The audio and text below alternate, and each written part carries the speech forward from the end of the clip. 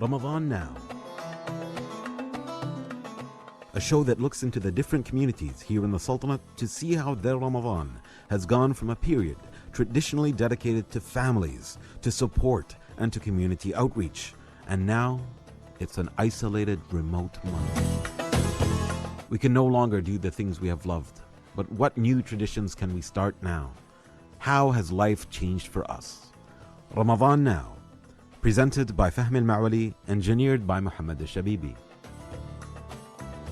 Assalamu alaikum wa rahmatullahi wa barakatuh. How is everybody doing this lovely Ramadan day? My name is Fahmi al-Ma'wali, and I have never thanked my brother-in-law Talal al-Shahri for that lovely intro. I'm hoping he's having a great Ramadan in Salalah. We are on another show of Ramadan Now with our lovely guest, who is the first Omani solo world traveler. He's also the first Omani to enter with a motorbike into Africa and reach its furthest point. What is the furthest point? Why is he the first? Why is he doing all of this solo traveling? How has it been different before Ramadan and pandemic and now? Well, he's here, Mr. Maher Al-Barwani. How do you do? Alhamdulillah. Assalamu alaikum to everyone, and thanks a lot for inviting me for this special show. Inshallah, we will talk about a lot of stuff regarding our show.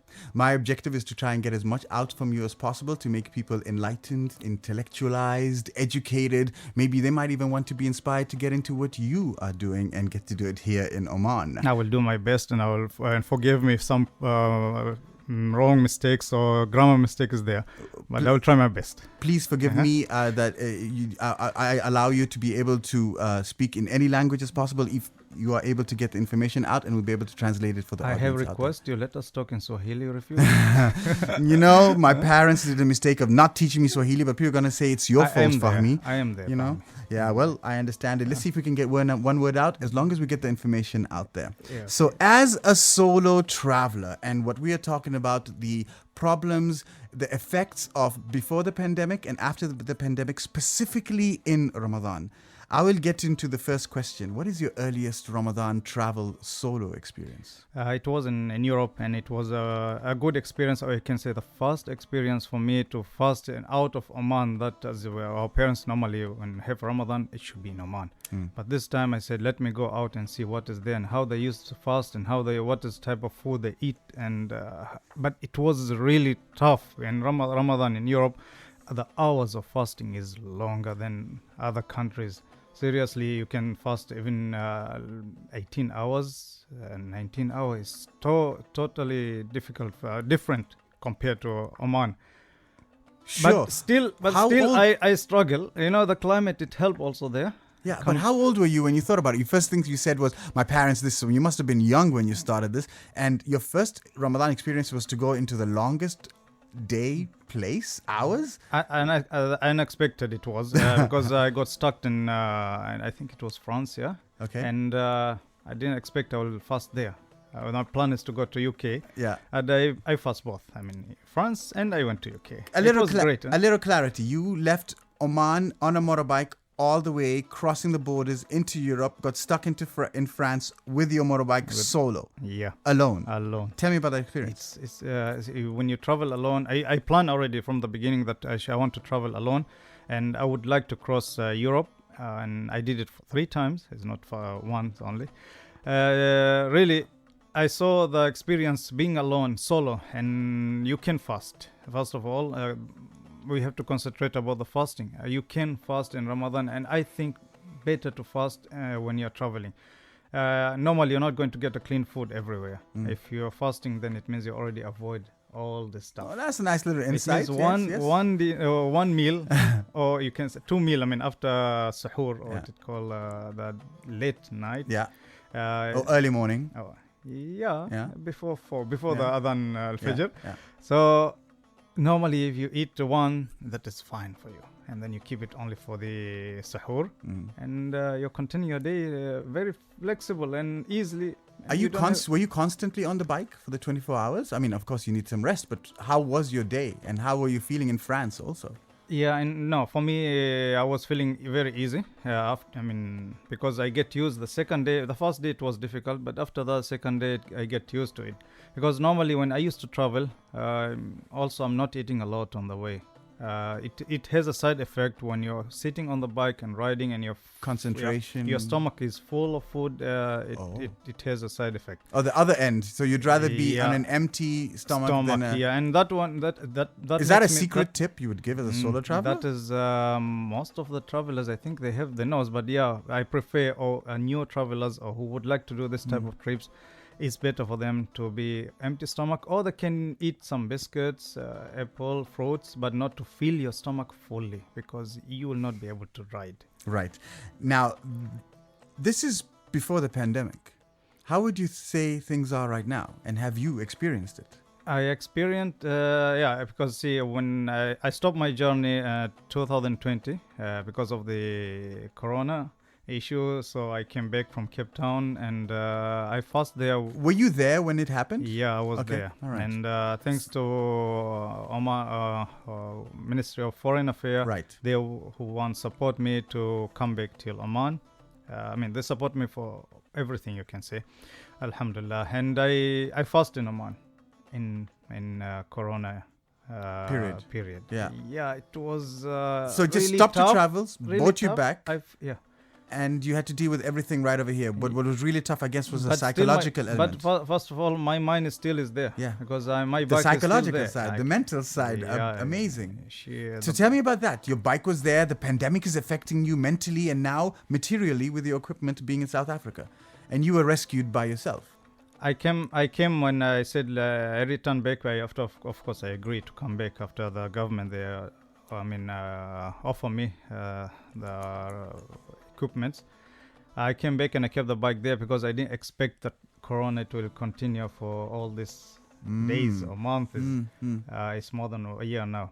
Rational deduction. Yeah, so I came back here and starting fasting in this situation. It was very, very tough for me because What? I'm not used to be inside. Always I'm on the road, and then now Nah. you keep me inside, and and it's a lockdown is there, and we cannot visit each It's like other. putting Our a free family. bird in a cage. So there is no any flexibility for us.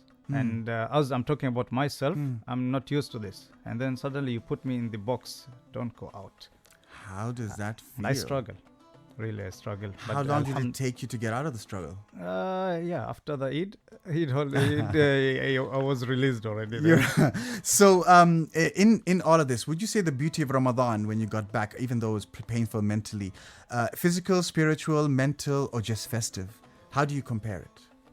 For me, I think it's more deeper because of Ramadan. Normally, it keep you more closer to Allah, and that's what we need. And a lot of stuff you're going to give away from it.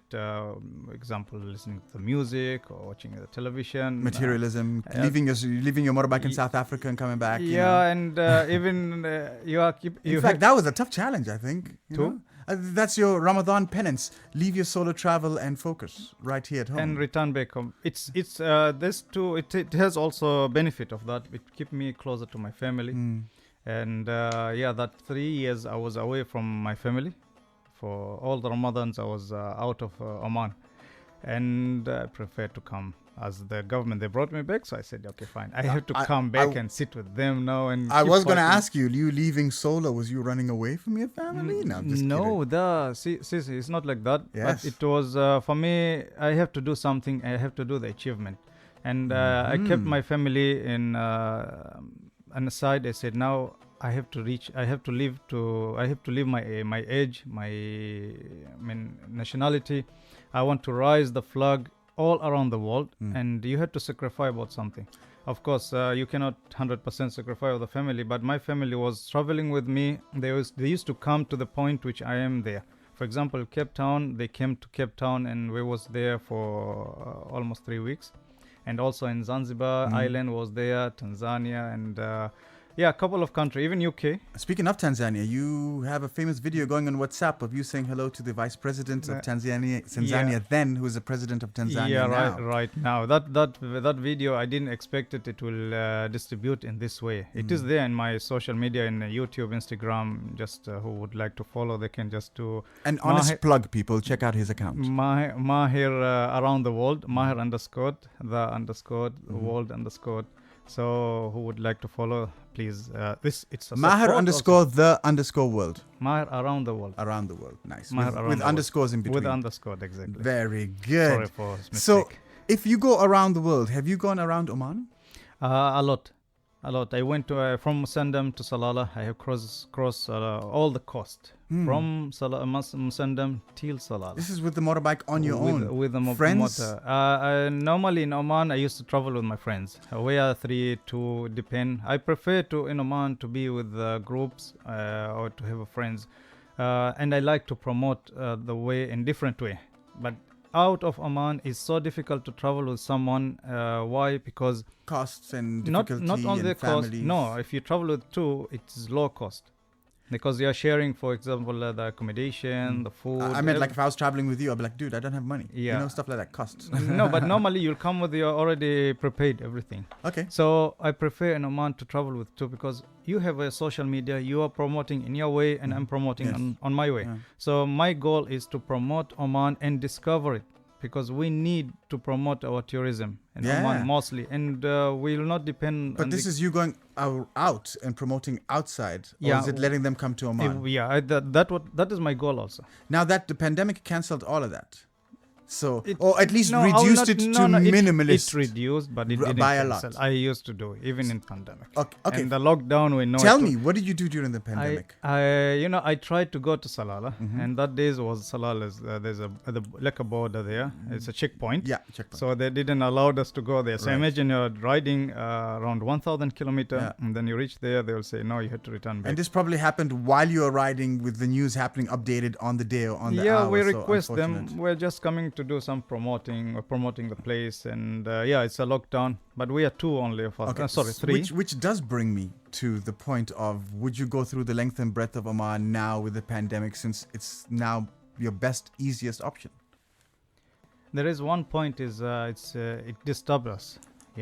Disturbed. Yeah. That's the word. I Okay. would disturb us because we need to cross UAE and that is not allowed for us right now because of the lockdown. Yeah. We need to go to Musandam and that is not possible. Mm. So we cannot we cannot reach to Musandam. So it means our end dead point it's Shnas. Yeah. And then nothing we can do after that. So we need to used to go always to the south coast. It's the best place and it is an opportunity for us to promote the beauty of Oman. And of course I'm encouraging the people or the young guys or riders who would like even to do this type of journey to be inside Oman. It is the first priority for us more than going out and You promote. encourage them, but how do they know how to start and what to do? It's simple for in these days. It's very easy to just follow. You can even ask who has experience, and I'm ready to answer any question. They need any idea how to start traveling. You need to take your equipments. You have to be prepared mentality about traveling and going all this distance. It means your tires, your bike is it's in a good condition, and you have support from everywhere. And it's not wrong even if you can mention to the police to the What you're ROP doing. that you have In advance or during your no trip? in advance Okay. that you have a plan. You're doing 1, 2, 3. I want to reach from Muscat, for example, to Salalah, and they will be on the there's a checkpoints. They will be Right. available. They will be following you also if in case you need to camp anywhere. They can support, and that is our police always support us in every way. If this happens to be in your mind, I suggest you contact Maher around the world right now in direct messaging and find out more advice. You see, I was going to ask you also safety, security, practicality, and courage of all of this. What I heard from you was before you even start, you need to have the mindset and the discipline. And then the organization of preparing the safety and the precautions To and all of the things. plan and everything before. And So you have to know, have foresight. if you're talking about Oman, it's very, very easy compared to other countries. Other country or out of Oman, it means what you need to do to prepare the visa. You need to think about the security of the country and the condition and condition of the country and which is the best timing of traveling. The road condition, it's slippery, how it is, in which situation it is off-road, on-road. It is very tough to start just ride like that. No, you need to plan, and you have to plan long back. Ask and follow the people who travel. I mean, you can Instagram, social Question media now. everything. The world it became in our hand. compare before, that is difficult. You're using the maps and paper maps, but now you're using the phone. It has all the details. It gives you everything what you need in 3D is there. Everything you said was external. What about internally? Your body, your health. You have to check on that. I mean, if you've gone 3 days in and then suddenly you're falling ill, they won't let you pass the borders. So immune system, I guess, is very important. And how you eat and what you eat. I got stuck in between two countries, Mozambique and Zambia. That it was terrible for me because I was in between the border. So between the border, there's like 2 kilometers is not belong to any country. So in that place, I got stuck and for 9 days, an unbelievable place. Terrible. Oh, terrible. I was just going to say, what do you mean by unbelievable? Oh, it was terrible. Elaborate on terrible.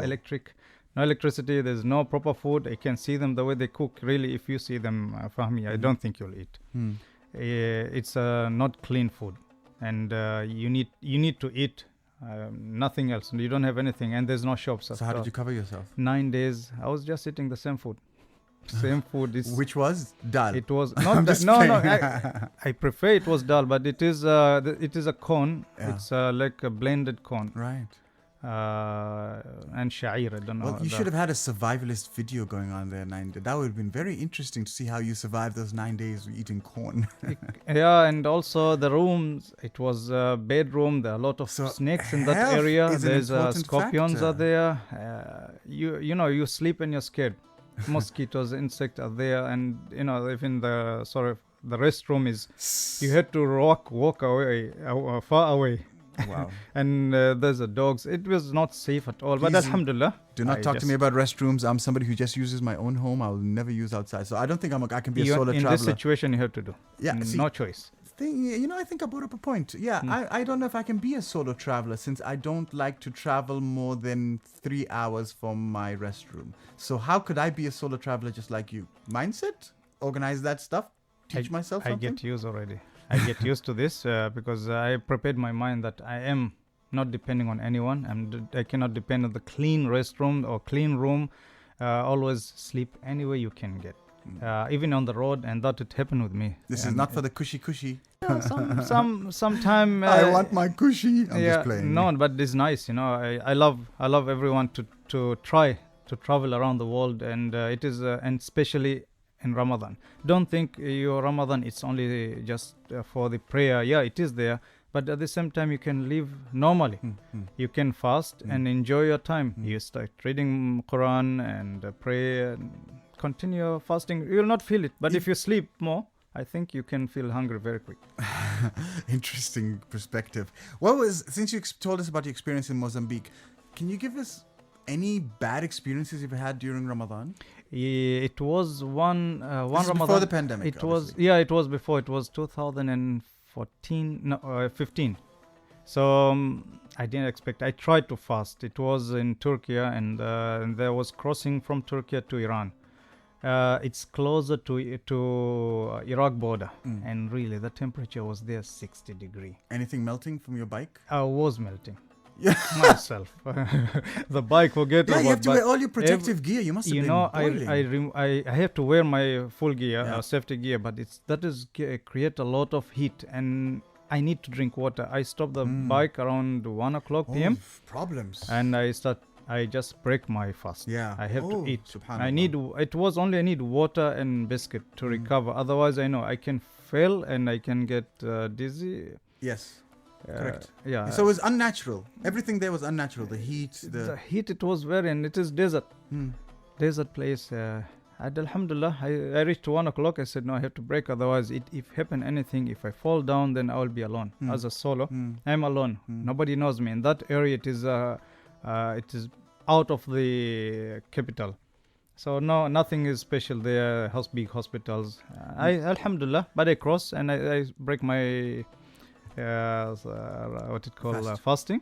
Alhamdulillah, and I continue. But only that happened. That is a tough. I would say that is a tough situation. But you were not robbed or terrorized or anything like that. You're traveling different worlds. There is. Oh. A couple of times, I'll not mention the countries, but 2 countries they stole my phones, and 1 country they tried to attack me. Yeah. Alhamdulillah. Well, it's good. You haven't met any cannibals, so I'm glad you're here. Alhamdulillah, I'm just playing with that. my goal is to reach to the last point in the Africa continent. You did that. And that to the south point in Africa continent. And Alhamdulillah, I did this record. It's the first Omani to reach to that point. It is Bravo. Alhamdulillah. And that is really very tough. It takes me 3 years to reach to that point. Alhamdulillah, 3 years, there are some people, they say, why is 3 years? It's about, let us say, if you go straight from Oman to South Africa, it takes you maybe 17,000 or 18,000 kilometers. So you can do it even in a month. But for me, my target is not just to go there. I would like to sit with the people and be with them and live with them and try to eat their food. Every type of food I tried. I'm glad you brought up some food we didn't eat it before, and it's not delicious as in my experience, because for them they love it. For us, for me it's first time. You are being respectful. I tried in Ramadan to stay with them and see the way they live. Some family. And that is one of the something what I like it, and especially before the iftar, they will read like a story of one of the prophets. Within 2 minutes, they will read any story about a prophet. It's a book and written all the stories.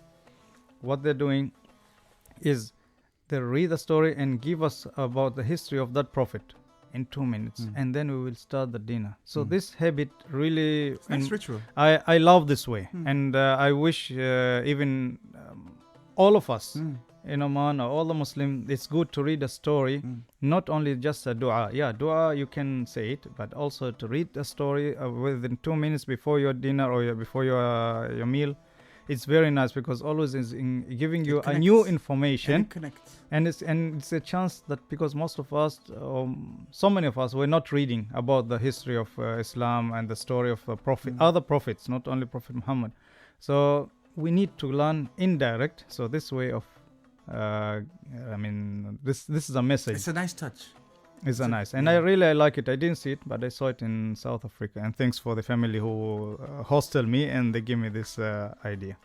Wow. Since you're on the food, and food is very important here in Ramadan, I mean, and you seem to be culturally rich, but you said you don't seem to like all the food. All the food, or like some of the food? I mean, what do we experience with the food while traveling? Some food, it was new for me, but most of the food are nice.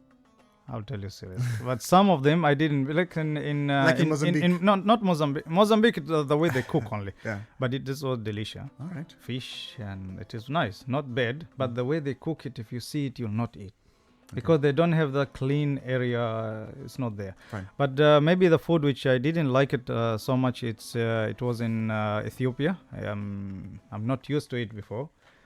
That is the first time when I eat, I feel like no, I will not eat it again. Not because of the way they cook.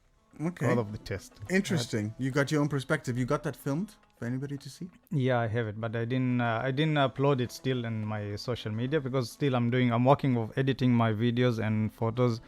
Inshallah, there is a video to come soon. Well, talks about a whole history since 2009 till today. If you're curious enough, you know where to go. Maher _around_the world. _the world, right? All of them underscore with Maher around the world. This is in the YouTube. And on my Instagram is maher.around.the world. Okay, good luck people finding him. All the best. No, if they're written Google only Maher al-Barwani, then that's it. Easy search. You know, that's how we like it. A lot of story they can find, and it is a type of supporting me. Not always I need the financial support, but then I need a logistic support. And who follow my social media, that is the support. Because if you have anyone, for example, in South Africa, Maher is going back to South Africa, then you'll see my social media, you can tell me, there's someone is in South Africa. So there's a network. Yeah. And that support my journey. Network and community. It definitely builds you up and gives you extra energy to be available. I need to promote Oman out of, I need to promote my country out of, around the world. Yes. And I have to stay with the people. People are asking, Maher, why you're always delaying in each country? You're staying so long. For example, South Africa, it was around 8 months I was there. Yeah, but a lot of stuff I was planning to do. It's not just I'm not looking just crossing. I'm not looking crossing the world. I'm looking how to leave something, or you can say give the other country my history or history of Oman. That's what we will look at. Well, to end this, all I want to ask you is the best advice you're able to give to people out there, the do's and don'ts if they're thinking of solo traveling. Think, plan, and go ahead. And Don't listen to the people who would like to break your wings. I love that. Thank you very much, Maher Al-Barwani, the first Omani solo world traveler and the first Omani to enter Africa on a motorbike and reach his furthest point, which I wish I was with you on that.